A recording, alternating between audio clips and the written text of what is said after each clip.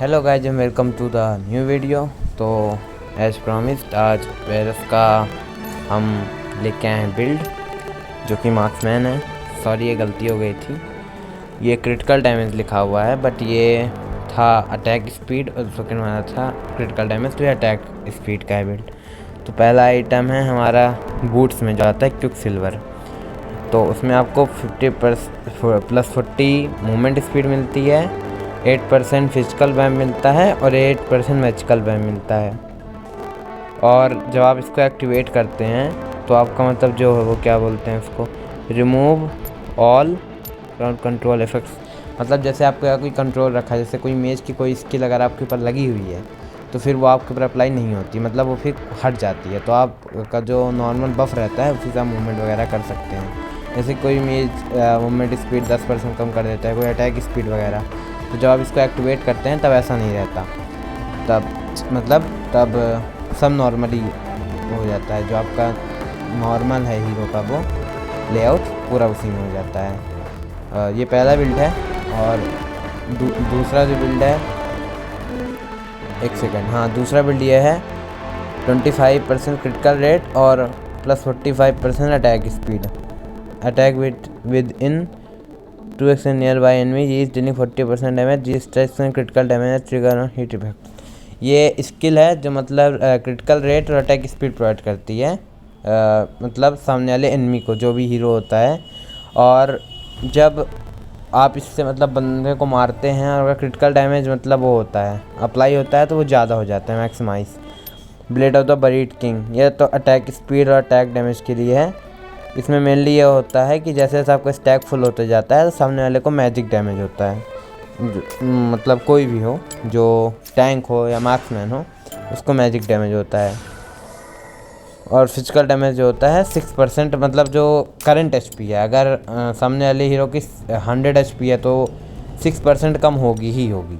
ये है मतलब 6% प्लस होती है और कम सामने वाली हीरो की जो HP रहती है। ये है इन्फिनिटी एज, 55 अटैक डैमेज और 25% क्रिटिकल रेट। ये डैमेज को मतलब क्रिटिकल अगर डैमेज पड़ता है तो ये उसको मतलब 200% प्लस कर देता है, मतलब और ज़्यादा कर देता है। और मैं रिजरेक्शन नहीं रखता हूँ क्योंकि अभी मतलब मेरे को इतनी नीड दिखी नहीं, क्योंकि बीटा वर्जन है। तो कई बार में बहुत अच्छे एनिमी आते हैं, कई बार में इतने नॉर्मल नहीं आते, मतलब नॉर्मल ही आते हैं, कुछ ज़्यादा अच्छे वो आ नहीं रहे, तो रिजरेक्शन की जरूरत पड़ती नहीं है। हाँ एक आध बार में लास्ट में लिया हूँ, जब ऐसे हो गया कि अब बिल्कुल टक्कर की फाइट 20-25 मिनट की हो गई थी पूरा, तब लेना पड़ता है, बाकी इसकी कोई ज़रूरत होती नहीं है अभी। और ये है मोल्टर रिमाइंडर, इसमें 45 अटैक डैमेज होता है और फिजिकल डैमेज मतलब जो सामने वाले की शील्ड होती है, कोई भी अगर टैंक शील्ड रखा है या तो कोई सपोर्ट शील्ड रखा है तो उसको पेनिट्रेट करता है, वो मतलब शील्ड के अंदर वो डैमेज करता है, शील्ड का उसका कोई इफेक्ट नहीं होता, वो पेनिट्रेट करता है। शील्ड मतलब ऐसी की वैसी ही रहती है। और ये वायरस के लिए स्किल है वही नॉर्मली हील और फ्लिकर, आप चाहें तो बर्न भी ले सकते हैं जो सामने वाले को डैमेज खाए, बट मैं हील और फ्लिकर वो करता हूँ। ये थी अटैक स्पीड की, मतलब ये अटैक स्पीड और आर्मर पेनिट्रेशन बिल्ड था ये पूरा। अब मैं रून्स भी नहीं रखा था इसको, तो रून्स भी मैं आपको दिखा देता हूँ। मैं ये रखा हूँ सेकंड वाला अभी, क्योंकि बाकी अभी खुले ही नहीं, अब कल गेम ही नहीं खुला था इसलिए गेम ही नहीं वो कर पाया। शायद 1-2 दिन और बंद रहेगा अभी, क्योंकि सर्वर कुछ हो गया है, शायद कुछ राइट अकाउंट में कुछ प्रॉब्लम हो गई है, और वैसे भी VPN से चलता है तो उसकी दिक्कत हो रही है। कल तो गेम ही नहीं खुल रहा था, आज खुला तो आज मैं वीडियो रिकॉर्ड कर लिया हूँ, अब कल खुलेगा तो कल लाऊँगा। और फिर जो सेकेंड बिल्ड है वो भी सेम ही है, लेकिन वो पूरा क्रिटिकल बिल्ड है। मतलब जब टैंक ज़्यादा हो, मतलब जब वैसे अप्लाई वाला डैमेज ना हो, जब डिफेंसिव डैमेज ज़्यादा पड़ रहा हो आपको, तब आप क्रिटिकल डैमेज वाला बोलो, क्योंकि वो मैक्स HP उससे नहीं होता, वो क्रिटिकली डैमेज करता है। 10 में से 3 भी अगर आपको क्रिटिकल डैमेज पड़ता है सामने वाले को शुरुआत में भी, तो आप उससे एक स्टेप अहेड ही रहोगे। तो ये क्रिटिकल डैमेज वाला बिल्ड रहता है, और ऊपर वाला अटैक स्पीड और आर्मर पेनिट्रेशन रहता है। तो मैं गलती से लिख देता हूँ, सॉरी।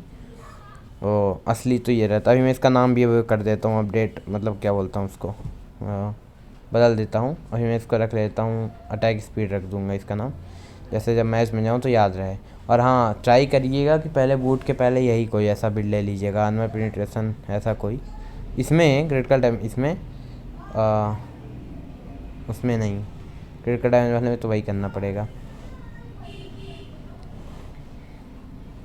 और आपको शायद ये सीरीज़ अच्छी लग रही है, और हाँ मैं जानता हूँ मैं कुछ चीज़ें मिस कर देता हूँ, क्योंकि मेरे को शायद इसकी रटी नहीं हुई है, मैं पढ़ ही के बता पाता हूँ, और पढ़ते समय कभी कोई रिकॉर्डिंग में इधर लेट और वो हो जाता है, मेरे को इतनी अभी आदत भी नहीं है, तो थोड़ा सा वो कर लीजिएगा। ये वही इन्फिनिटी एज है, 25% क्रिटिकल रेट देता है, और जो अगर डैमेज पड़ता है तो उसको 250 लगभग बढ़ा देता है।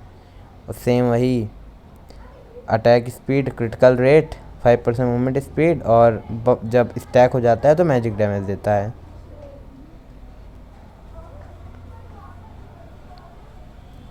और जो अभी मैं रिस्ट्रक्शन रखता हूँ कई बार मैं 4th या 5th बिल्ड को हटा कर रिस्ट्रक्शन वहाँ रख लेता हूँ, क्योंकि लास्ट में ज़रूरत पड़ती है उस चीज़ की। बट शुरुआत में 15-20 मिनट तक गेम के नहीं पड़ती उसकी शुरुआत में, मेरे को लगता है ना लेना चाहिए।